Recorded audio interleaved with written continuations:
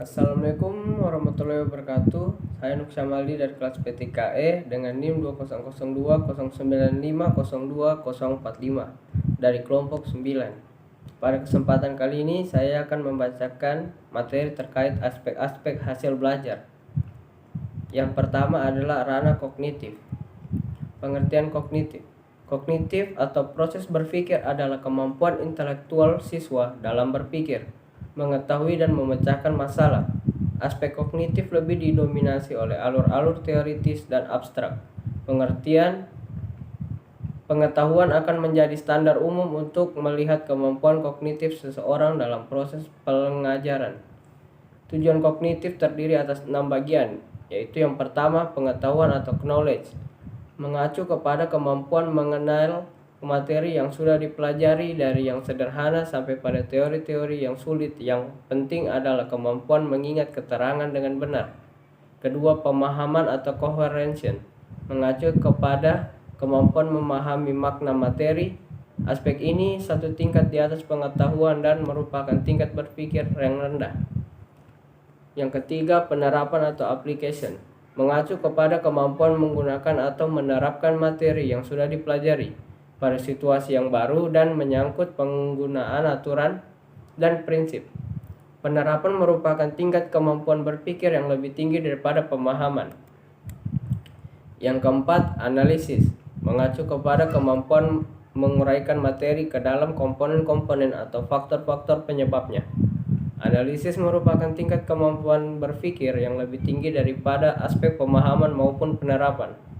Yang kelima, sintesa, mengacu kepada kemampuan memadukan konsep atau komponen-komponen sehingga membentuk suatu pola struktur atau bentuk baru.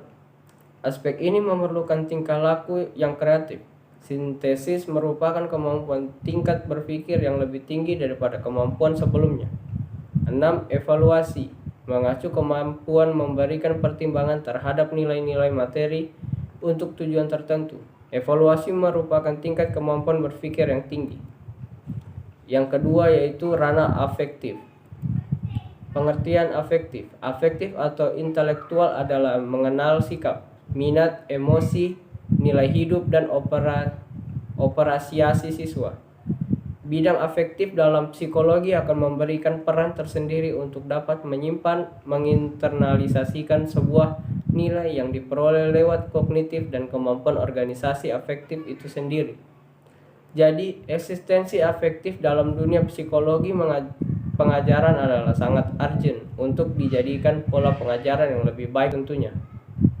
Tujuan afektif terbagi 5 kategori, yaitu yang pertama, penerimaan atau receiving, mengacu kepada kemampuan memperhatikan dan memberikan respon terhadap stimulasi yang tepat. Penerimaan merupakan tingkat hasil belajar terendah dalam domain afektif. Yang kedua, pemberian respon atau partisipasi atau responding, satu tingkat di atas penerimaan. Dalam hal ini siswa menjadi terlibat secara afektif, menjadi peserta dan tertarik.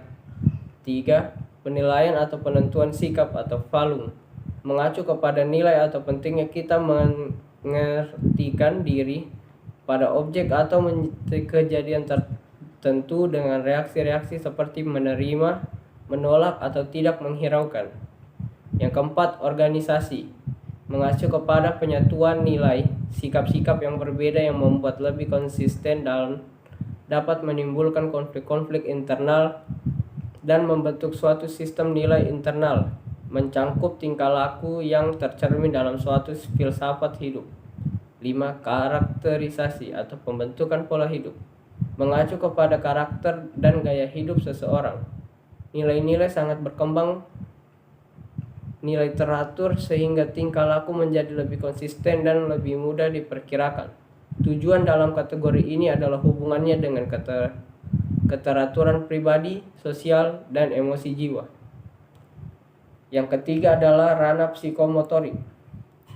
Pengertian psikomotorik. Psikomotorik adalah kemampuan yang menyangkut kegiatan otot dan fisik.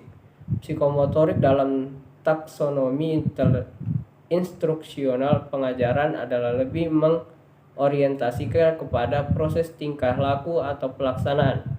di mana sebagian fungsinya adalah untuk meneruskan nilai yang terdapat lewat kognitif dan diinternalisasikan lewat afektif, sehingga mengorganisasi dan diaplikasikan dalam bentuk nyata oleh domain psikomotorik ini. Tujuan psikomotorik yang pertama adalah peniruan. Terjadi ketika siswa mengamati suatu gerakan mulai memberi respon supaya serupa dengan yang diamati, mengurangi koordinasi dan kontrol otot-otot saraf. Peniruan ini pada umumnya dalam bentuk global dan tidak sempurna. 2. Manipulasi. Menekankan perkembangan kemampuan mengikuti pengarahan, penampilan gerakan-gerakan pilihan yang menetapkan suatu penampilan melalui latihan. Pada tingkat ini, siswa menampilkan sesuatu menurut petunjuk-petunjuk, tidak hanya meniru tingkah laku saja. 3. Ketetapan. Terjadi ketika siswa mengamati suatu gerakan, mulai memberi respon serupa dengan yang diamati, mengurangi koordinasi dan kontrol otot-otot saraf. Peniruan ini pada umumnya dalam bentuk global dan tidak sempurna. Yang keempat, artikulasi. Menekankan koordinasi suatu rangkaian gerakan dengan membuat urutan yang tepat dan mencapai yang diharapkan atau konsistensi internal di antara gerakan yang berbeda. Yang kelima adalah pengalamian. Menurut tingkah laku yang ditampilkan dengan paling sedikit mengeluarkan energi fisik maupun psikis. Gerakannya dilakukan secara rutin. Pengalamian merupakan tingkat kemampuan tertinggi dalam domain psikomotorik. Baik, sekian penyampaian materi dari saya. Lebih dan kurangnya mohon dimaafkan. Assalamualaikum warahmatullahi wabarakatuh.